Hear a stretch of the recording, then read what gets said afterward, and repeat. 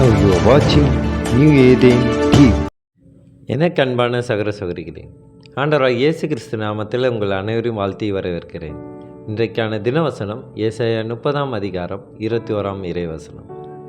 நீங்கள் வலதுபுறமாய் சாயும்போது இடதுபுறமாய் சாயும்போதும் வழி இதுவே, அதிலே நடவுங்கள் என்று உங்களுக்கு பின்னாலே சொல்லும் வார்த்தையை உங்கள் காதுகள் கேட்கும். கர்த்தருக்கு மகிமை உண்டாதாக. இன்றைக்கு ஆண்டவருடைய வல்லமை நம்மளை பின்தொடர்ந்து நம்மளை வழி நடத்துகிறது என்று ஆண்டவருடைய வல்லமையை குறித்து இங்கு நமக்கு நினைவூட்டுகிறார். எனக்கு பிரியமானவர்களே, இதற்கு உதாரணமாக ஒரு மாணவர்களை அக்கறையாக கவனித்து கொள்கிற ஒரு டீச்சர் அவர்களோடு எங்கேயாவது போகும்போது அவர்கள் பின்னாலே போய் இங்கே போங்கள், இங்கே போகக்கூடாது என்றெல்லாம் சொல்வார்கள். அப்படி ஒரு டீச்சராகத்தான் ஆண்டவரை ஏசாயா இங்கு விவரிக்கிறார். எனக்கு பிரியமானவர்களே, ஆண்டவரின் குரல் நமக்கு எப்படி இன்று பின்னால் இருந்து கேட்கிறது?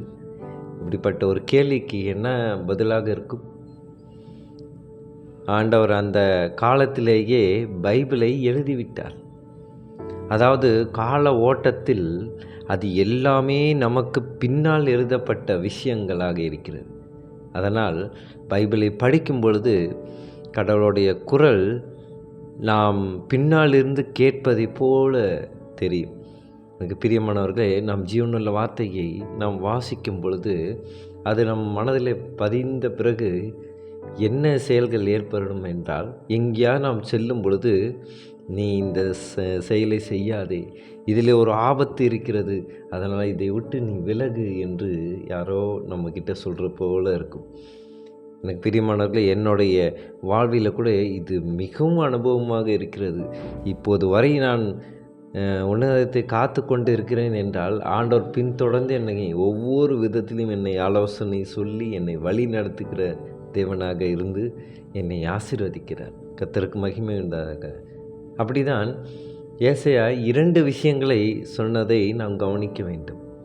முதலில் இதுதான் சரியான வழி என்று சொன்னார். இரண்டாவதாக இதில் நடங்கள் என்று சொன்னார். அப்போது இதிலிருந்து நாம் என்ன தெரிந்து கொள்ள முடியும்? இதுதான் சரியான வழி என்று தெரிந்து கொண்டால் மட்டும் போதாது, அதன்படி நடக்க வேண்டும் என்று தான் ஆண்டவர் வெளிப்படுத்துகிறார். மறுபடியும் உங்களுக்காக நான் வாசிக்கிறேன். நீங்கள் வலதுபுறமாய் சாயும் போதும் இடதுபுறமாய் சாயும் போதும் வழி இதுவே, அதிலே நடவுங்கள் என்று உங்களுக்கு பின்னாலே சொல்லும் வார்த்தை உங்கள் காதுகள் கேட்கும். எனக்கு பிரியமானவர்களே, இந்த ஜீவனுள்ள வார்த்தை மூலியமாக நம் ஆண்டவரோட வல்லமை எப்போதும் நம்மளை பார்த்து கொண்டு இருக்கிறது, நம்மளை கண்காணித்து கொண்டு இருக்கிறது, நம்மளை முழுமையாக பாதுகாத்து கொண்டு இருக்கிறது என்று விசுவாசித்து நாம் ஜெபிப்போமா?